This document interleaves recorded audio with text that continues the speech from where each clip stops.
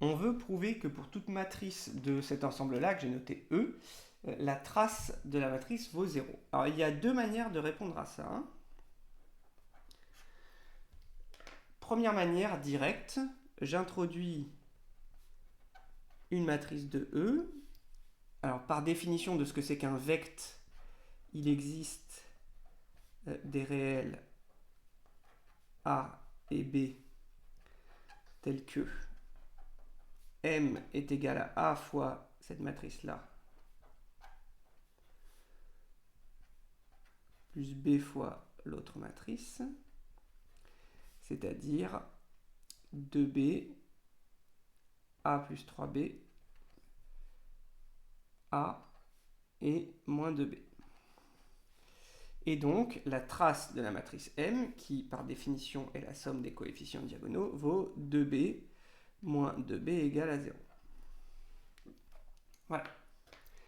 Une deuxième manière de répondre, un petit peu plus abstraite, c'est de dire que, alors si par exemple j'appelle M1 cette matrice-là et M2 celle-ci, on dit que trace de M1 c'est 0 plus 0, ça fait 0.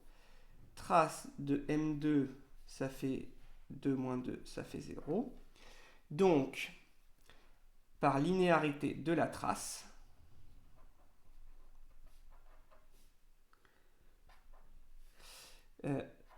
la trace de toute combinaison linéaire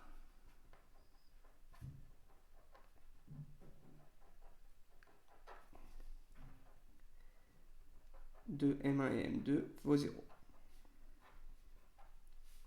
Voilà, donc c'est juste que ici on n'explicite pas les calculs et on les traduit par une phrase comme ça. Voilà les deux manières de répondre.